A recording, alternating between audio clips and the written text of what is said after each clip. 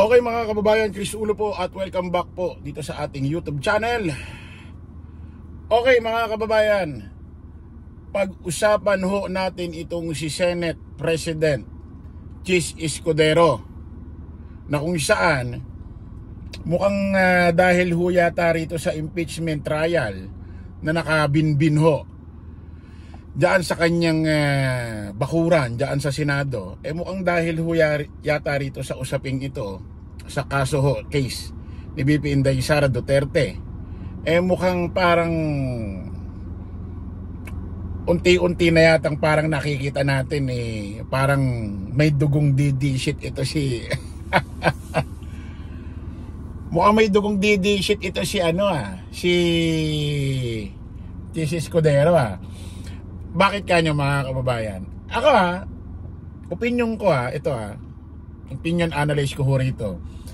Sa ginawa hong pagsagot ni Senador or Senate President Chis Escudero rito sa ginawang pahayag about ni bagong appoint ni Pangulong Bongbong Marcos, Undersecretary ng PCO na si Attorney Claire De Castro, mukhang pang-iinsulto ito mga kababayan.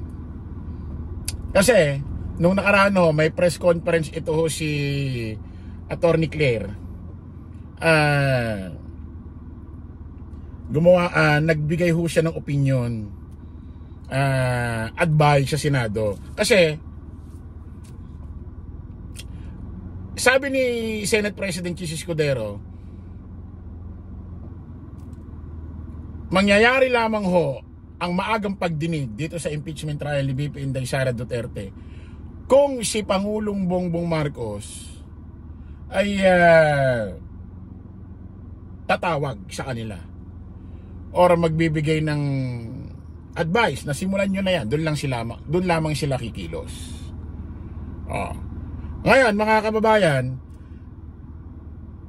June 2, 3 PM 2025 sisimulan ang pagdinig ho dyan, or July after ho ng SONA ni Pangulong Bongbong Marcos, o baka August na yan or last week ng July, kasi hindi natin alam kung kailan ho yung SONA ni Pangulong Bongbong, anong petsa ng July. So pwede nga baka last week na ng July or pa August na, o pa bare months na pa bare months ka. Sabi ko maganda nga December na, bago magpasko, bago mag New Year, di ba, para masaya. At confident na si Senador Chis Escudero na talagang magaganap ang impeachment trial ni BP Inday Sara Duterte sa bakuran ng Senado June na or July na, kasi sumulat or nagbigay ho ng sulat itong Senate sa pangunguna ho ni Senate President Chis Escudero dito ho sa Office of the Vice President kay BP Inday Sara Duterte alias Siminit alias Pusit. May mga nakalagay hong petsa doon, June, nakapetsa kung anong mga date didinggin ng kaso. Ngayon mga kababayan, nagbigay ho ng pahayag etong si Attorney Claire Castro, na kung saan Castro pala, De Castro yata nabanggit ko kanina, na kung saan meron ho siyang ginawang opinion about do sa sinasabi ni Senate President Chis Escudero, na kung saan kikilos lamang sila maaga man na magiging usapin sa impeachment trial kung si Pangulong Bongbong ang tatawag sa kanila. Actually mga kababayan, may nagfile ho sa Korte Suprema, dalawang individual na tao na kung saan inuutusan ng Korte Suprema na ang Senate President ang Senate ay simulan na ang pagdinig sa impeachment trial. At ito naman si Coco Pimentel, hindi man sa korte nag-file ng motion, sumulat ho rito mismo sa kanyang presidente sa Senado, si Senate President Chis Escudero, na dingginan nila. According dito kay Chis Escudero, sisimulan lamang ito maagang pagdinig kung si Pangulong Bongbong ang mag-uutos. Sabi ni Attorney Claire Castro, bagong appoint ni Pangulong Bongbong Marcos bilang Undersecretary ng PCO, sabi niya ganito, basahin natin. Siguro, kung majority ang gusto, umpisahan na ang impeachment trial. Mas maganda sila ang makipag-ugnayan sa Pangulo. Sila ang sumulat. Sila ang mag-request kahit hindi kumikilos ang Senate President. Nako. Siguro, isa ganang opinion ni Attorney Claire Castro, medyo nabundol. Medyo nabundol, ha? Medyo nabundol itong si Senate President Jesus Escudero sa ginawang pahayag ni Attorney Claire Castro, kasi para bang ang dating binigyan niya ng knowledge ang taong bayan na po pwede pala na may mga ganito palang option eh. Bakit ang option agad ni Jesus Escudero, kikilos lang sila kapag tumawag si Pangulong Bongbong Marcos sa kanya na gumawa ng special session? May mga ganito naman palang choices. Pwede naman palang gano'n na ganito na siguro kung majority ang gusto na umpisahan ang impeachment trial, mas maganda sila ang makipag-ugnayan sa Pangulo. Sila ang sumulat. Sila ang mag-request kahit hindi kumikilos ang Senate President. Aba! Pwede naman pala. Okay, mga kababayan, alam mo naman ito si Jesus Escudero, na asawa ni Hart, na ex-girlfriend ni Jericho Rosales. Eto sabi ni Jesus Escudero, patawarin na lang natin siya. Bakit namin patatawarin? Patawarin nino? Patatawarin na taong bayan sino? Attorney Claire? Arta ka. Patawarin na lang natin siya.